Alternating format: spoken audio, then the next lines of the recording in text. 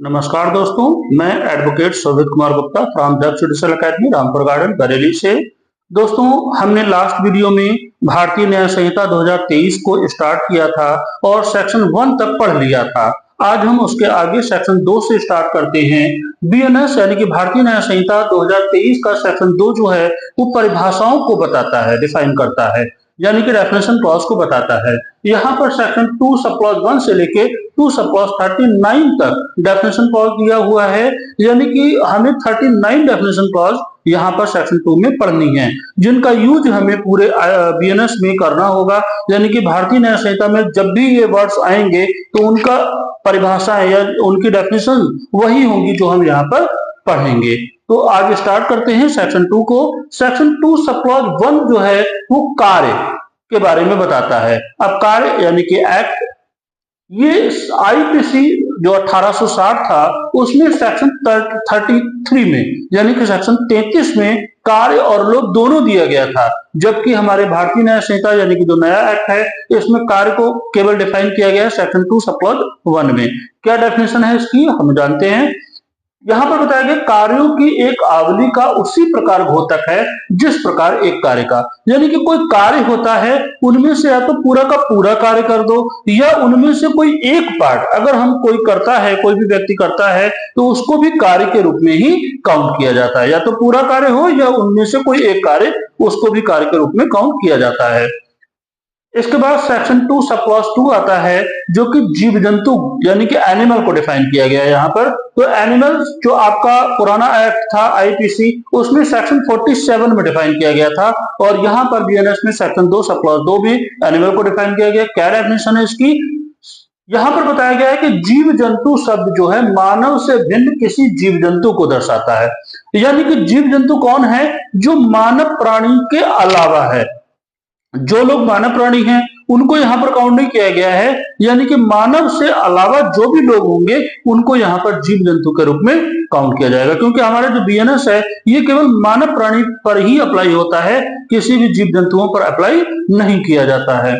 इसके बाद section 2 sub clause 3 आता है। यहाँ पर बालक यानी कि चाइल्ड को डिफाइन किया गया है। ये हमारी पुरानी आईपीसी में डेफिनेशन नहीं थी इसकी, अब नई डेफिनेशन जोड़ी गई है। तो बालक को यहाँ पर क्या डिफाइन किया गया है, तो एक लाइन में बताया गया है कि बालक का अभिप्राय 18 वर्ष से कम का कोई व्यक्ति, यानी कि जिस व्यक्ति की एज 18 वर्ष से कम की होगी हम उसको बीएनएस में बालक के रूप में जानेंगे, पढ़ेंगे।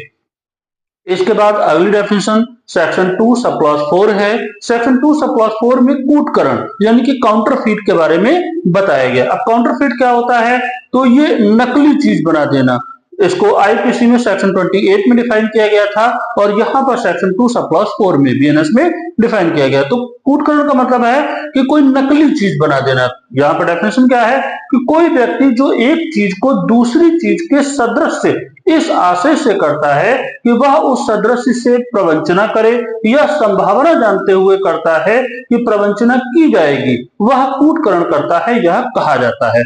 यानी कि अगर हम एग्जांपल के तौर पे समझें कि तो जैसे आपका सिक्का है, कॉइन है, कॉइन को नकली कॉइन बना देना यानी कि उसका कूटकरण कर देना माना जाता है। जैसे करेंसी नोट है, हमारा 5 का नोट है, 10 का नोट है, 20 का नोट है, जो भी नोट है उनको अगर नकली बनाया जाएगा, क्योंकि नकली जो बनाया जाएगा वो हूबहू कैसे होंगे, वो बिल्कुल ओरिजिनल जैसे ही होंगे, तो उनको जो किया जा रहा है ये हमारा कूटकरण। इसको जब हम यहाँ पर करेंसी नोट पढ़ेंगे तो उसका कूटकरण होगा, जब हम कॉइन्स पढ़ेंगे तो वहां पर कूटकरण को डिफाइन किया गया होगा, या फिर जब कोई सरकारी स्टैम्प पेपर वगैरह जो होता है उनको भी नकली बना देना यानी कि वो कूटकरण ही काउंट किया जाता है।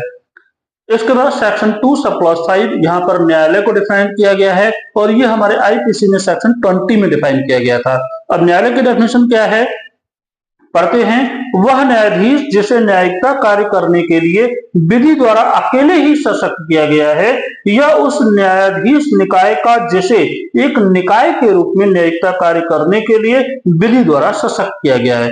यानी कि इनका कहना है कि कोई भी कोर्ट रूम जिसमें जो न्यायाधीश है जिसको विधि के द्वारा सशक्त किया गया है कि वो न्याय का काम करे, तो वो व्यक्ति या तो वो अकेला हो सकता है या जैसे हमारे यहाँ क्या होता है कि खंडपीठ होती हैं, न्यायपीठ हैं, आपके संविधान पीठ हैं, तो उनमें क्या होता है कि एक जज नहीं होता है, 3 होते हैं, 5 होते हैं, 7 होते हैं। तो इस तरीके से जो खंडपीठ या न्यायपीठ जो बन रही हैं, उनको यहाँ पर बताया गया है कि यह उस न्यायाधीश निकाय का, तो यानी कि जो खंडपीठ है उनको निकाय के रूप में बताया गया है कि न्यायाधीश निकाय का जिसे एक निकाय के रूप में नियुक्त करे, यानी कि वो जो खंडपीठ या जो भी निकाय बनाया जाता है उसका भी काम क्या है, वो भी लॉ के द्वारा ही अपॉइंट किया जाता है और उसका काम भी न्यायिकता कार्य करना है।